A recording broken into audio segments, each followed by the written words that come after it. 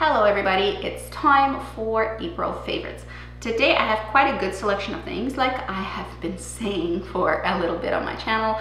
I'm really transitioning myself to cleaner products. I'm not going crazy. I'm gradually trying to find better alternatives with better ingredients. So let's start with nails, then we'll move on to skincare, and the majority of what I'm going to be talking about this month is really going to be makeup because I've discovered some really great stuff. First and foremost, I want to talk about toppers.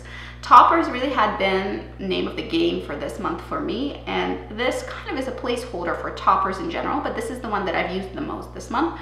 It requires only one light layer over top of some polish to give you just a slightly different look, slightly cooler, or more interesting effect. This specific one is Sally Hansen Hard as Nails Extreme Wear in 194 on Cloud 9. Truthfully, every brand pretty much will have toppers available in their lineup, and it just depends on what kind of effects you're looking for. I'm not talking about glitters right now. I'm talking about sort of multicolored, multi-chrome, see-through toppers. This particular one flashes pink, green, blue. It's very interesting. I like wearing it over pink or purple nail polish. I've been really enjoying topping my polishes with just this little bit of a shifty top coat, basically. And it refreshes your polishes. You don't need a ton of polishes, you just need a couple of toppers so that you can play with different combos of products. So for you, I urge you to look into these pearly, slightly iridescent or odd chameleon little toppers, and if you're bored with your nail polishes, just add a couple of those and you have basically doubled or tripled your nail polish collection. Now to skincare. Today I will be making a separate video about the brand because they were kind enough to send me some stuff to try. Not sponsored, obviously, but I've been sort of itching to try this brand for a while, so I'm really happy that they did send me some of their stuff. This is Living Libations, Canadian brand, so sort of more local, which is really near and dear to my heart.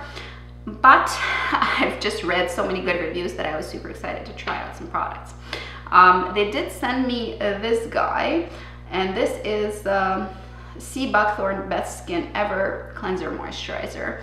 I have to say, this is an interesting product. They have a few of different kinds of oils like that in their lineup, and the Seabuckthorn is the one I have the big bottle of, and as you can see, I've already dented it. Obviously I've been wearing it, otherwise I wouldn't be talking about it. This is cleanser moisturizer, so it can be your second cleanse, as oils can often be, with and you know, wiped off the excess with a muslin cloth and had gotten some of the leftover particles off your face, as well as having left a little bit of moisturizing film. And the ingredients are most impressive in my opinion.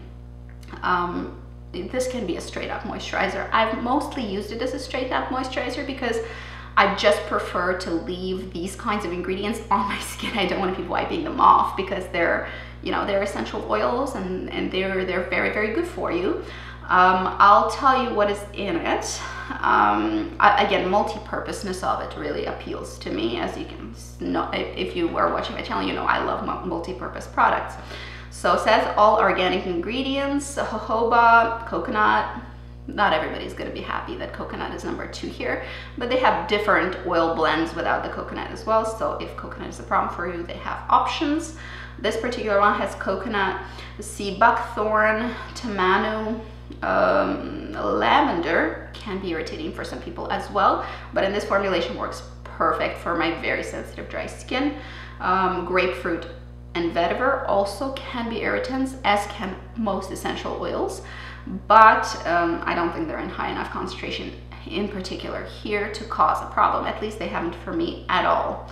Palmarosa, and this is more probably oilier skin clarifying blend, so not quite absolutely geared towards my skin type. However, my skin type is loving this thing, and I do really like this. However, they have, as I mentioned, quite a few of these oil blend combinations. Very lightweight, easy to apply, and sinks in quite nicely. So actually easy to use kind of oil, and not not a small thing. Comes in a control pump that does not leak. This is clean.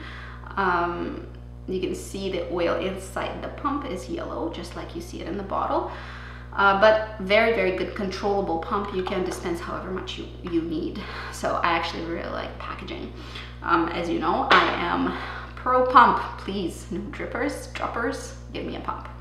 The product that for me was even better than the previous one, although I did like it, I'm not 100% sure that I would repurchase this with my own money, because I don't think it's particularly geared towards my skin type. This one is. This was my favorite as so far as I've tried, and this one I will be buying with my own money for sure.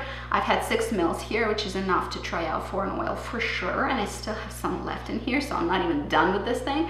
The sampler was packaged really nicely, and I can actually just squeeze more out. It's a nice seal. So this particular one is Rose Best Skin Ever. This one impressed me even more than the previous one. They do give you an idea of basically how to use it. It's the same way as the previous one. You can use it as a cleanser with a muslin cloth, like a second cleanse pretty much. This is not a makeup remover, by the way. Please don't think that it is. I don't think that's a good idea. You'll be wasting precious oils. This one moistens, brilliantly tones the skin. An adoring face and body oil. They do suggest it after skin brushing and bathing. I use it actually as a serum after taking a bath. That is true. That works really well. It sinks right in and really works to moisturize the skin. Good barrier. Says apply with a cloth to cleanse and exfoliate, or a few drops bedews the face. Bedews. Simple. 1 bottle nourishes all skin, moistens and cleanses. What they claim to be here is actually an absolutely perfect blend for me. So for dry skin, I would go for this one.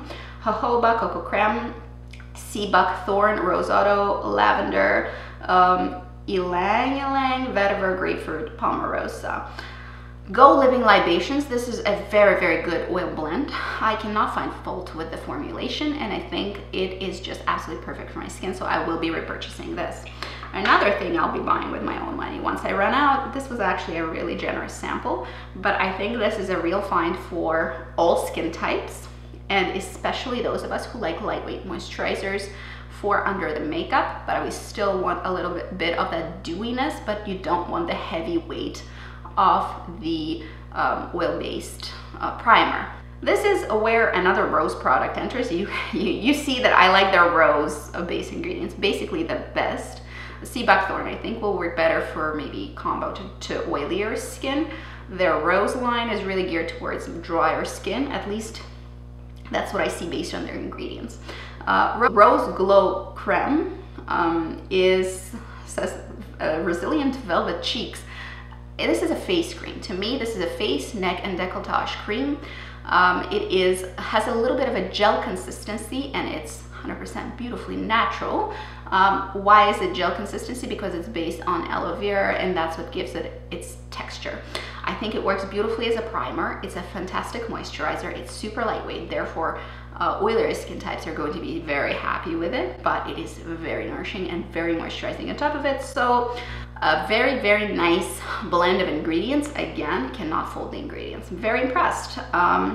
It works very well for me, and I did notice a little bit more brightening. This cream really did well for the transitional period of this spring, which is still going on, and I'm really using this daily because my skin just rebels during this period of time. Transition from winter to spring is very hard on my skin. I have sensitive eczema prone skin. This works really well for my skin type, and I suspect it's so versatile that it's going to work well in the summer. It's going to work well in the winter, maybe with a touch of barrier or oil on top of it. With regards to ingredients, because I'm raving about ingredients, let's see what's in here. Organic rose water, rose hips, aloe vera, seaweed, jojoba, herbal infusions of elderflower, horsetail, comfrey root, rosebud, nettles, marshmallow, sea-buckthorn, and essential oils, toning essential oils, lavender, neroli, rose, palmarosa, geranium. I have 15 mils of this and I've used it for a month and I really have barely dented it. Like, you see there's a little bit missing, but really you require very, very little. This, I wouldn't say, is your one and done skincare step. I would say it's more of a lightweight moisturizer serum kind of combo. It does sink in really nicely. It does leave behind a little bit of a dew, but that sinks in as well with time. So this, if you have severely dry skin like myself, is not going to be quite everything that you need. Anyway, let's move on from skincare to makeup. None of the other products obviously had been sent to me. This is all me. In general, my opinion are my own and nobody can tell me what to say. I say what I want.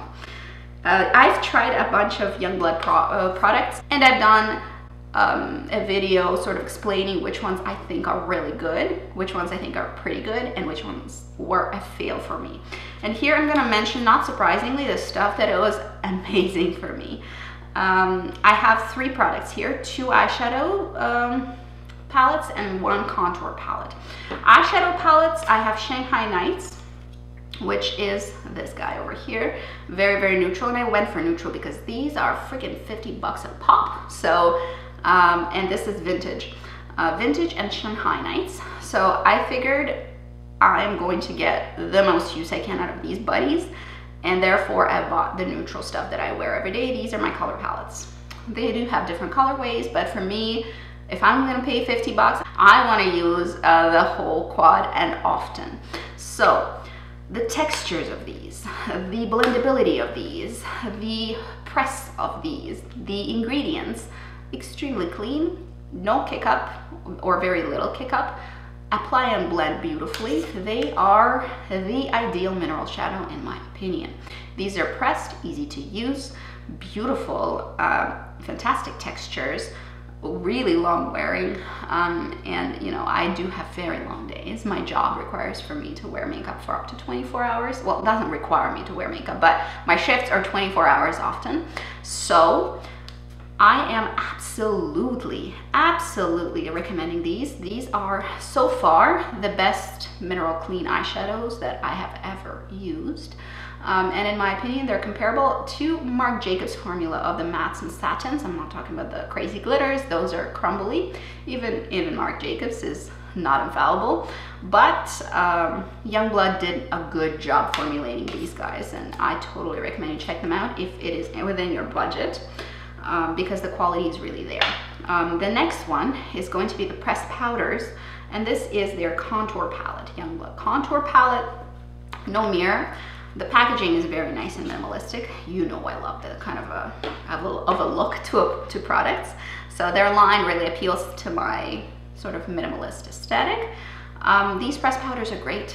They are soft, highly pigmented, barely touching, nice and satin. They're not buttery per se. If you're looking for super buttery powders, these are not it, but they're very nice and soft, blendable, little to no kick up, a little bit of kick up maybe. Nice shade selection for light to medium skin tones. Dark skin tones will not find a good match, unfortunately, in this particular palette. As far as I know, this is the only color they make.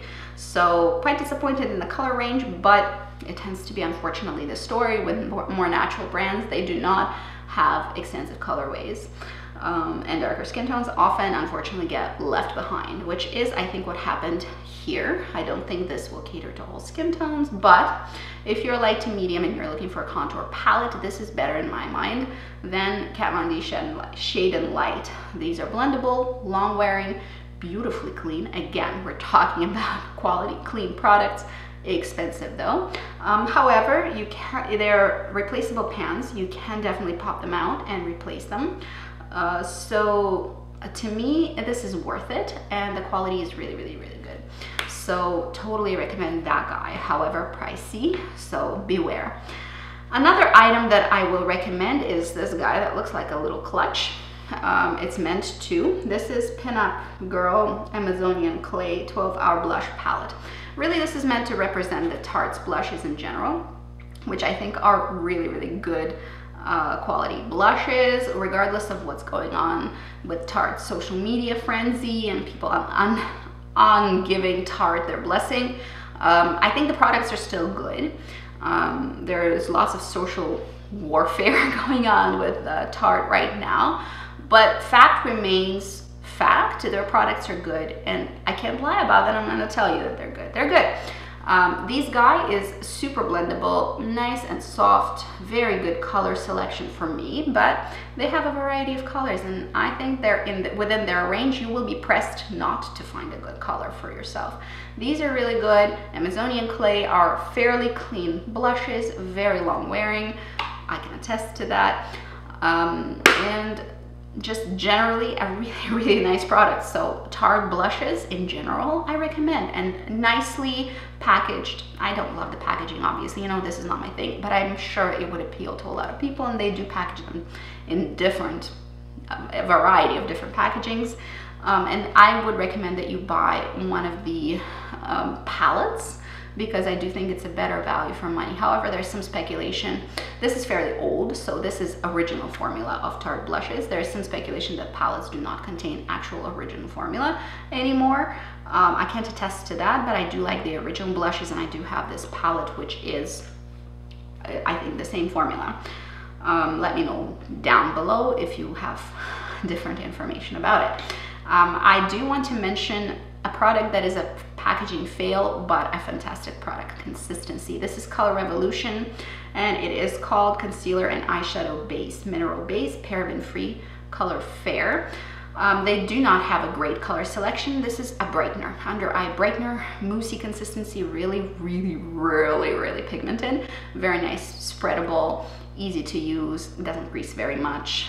Excellent product. Unfortunately, as you can see, the packaging is a fail because it collects around the nozzle and not leaks, but just, I mean, it's a little messy. I don't like messiness in products. This should have been in squeezy tube in my mind.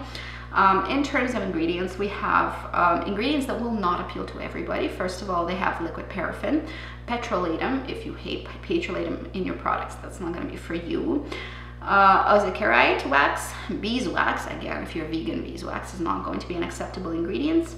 Cetyl esters, lanolin, zinc, stearate, phenoxyethanol. That's basically it. It may contain some contaminants, but really that's it.